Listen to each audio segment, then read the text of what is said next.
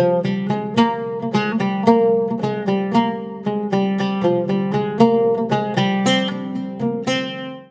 Friends, welcome to great Indian kitchen.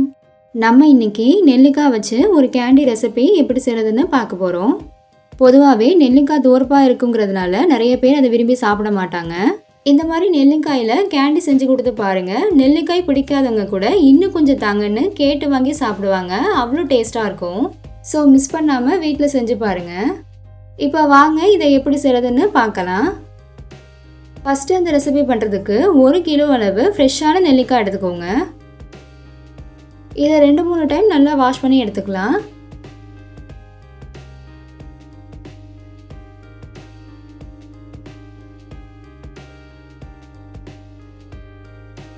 நல்லா wash பண்ணதுக்கப்புறமா இது போல் ஒரு டிஷ்யூ பேப்பரில் துடைச்சி ட்ரை ஆக்கிக்கோங்க. இதில் கொஞ்சம் கூட தண்ணி இருக்கக்கூடாது. இப்போ நெல்லிக்காய்களை இந்த மாதிரி ஒரு இட்லி பிளேட்டில் மாற்றிக்கோங்க.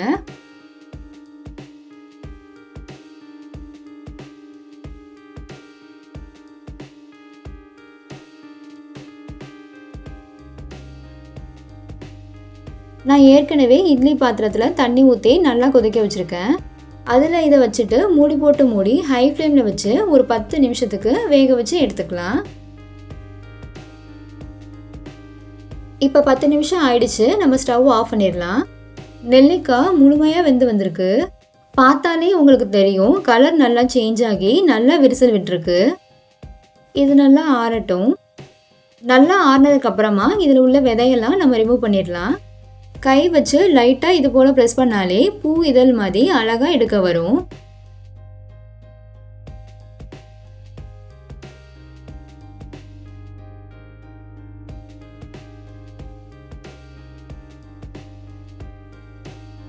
இதே மாதிரி மீதி இருக்க எல்லா நெல்லிக்காய்களையும் பிரித்து எடுத்துடலாம். இப்போ பார்த்தீங்கன்னா எல்லா நெல்லிக்காயிலையும் உள்ள விதையை பிரித்து எடுத்தாச்சு. இப்போ இதில் 1 கப் அளவு சர்க்கரை சேர்த்துக்கோங்க. உங்களுக்கு வெள்ளை சர்க்கரை சேர்க்க விருப்பம் இல்லைன்னா பொடிச்ச வெல்லம் இல்லை நாட்டு சர்க்கரை சேர்த்துக்கலாம். ஆனால் டேஸ்ட் வேறு மாதிரி இருக்கும். கடையில் கிடைக்கிற மாதிரி டேஸ்ட் நமக்கு கிடைக்காது. கூடவே 1/4 கப் அளவு எலுமிச்சைப்பழ சாறு சேர்த்துட்டு நல்லா மிக்ஸ் பண்ணிக்கோங்க.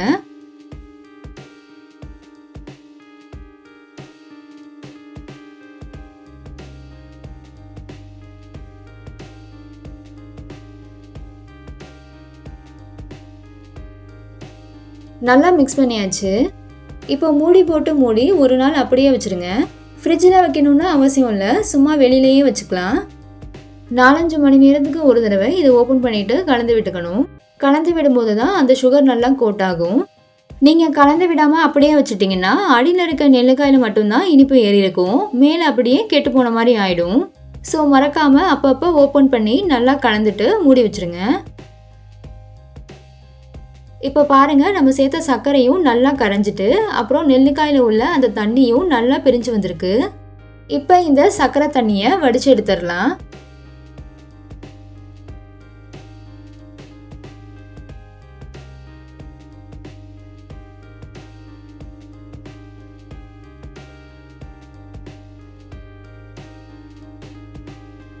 வடித்த சர்க்கரை தண்ணியை வேஸ்ட் பண்ணாமல் அதில் இன்னும் கொஞ்சம் தண்ணி ஆட் பண்ணி ஜூஸ் மாதிரி கூட குடிக்கலாம், நல்லாயிருக்கும். இப்போ இந்த நெல்லிக்காய்களை ஒரு பிளேட்க்கு மாற்றிக்கலாம். இந்த மாதிரி ஒரு அகலமான தட்டில் நல்லா பரப்பி வச்சுக்கோங்க. இது 2-3 நாள் வெயிலில் நல்லா காயணும்.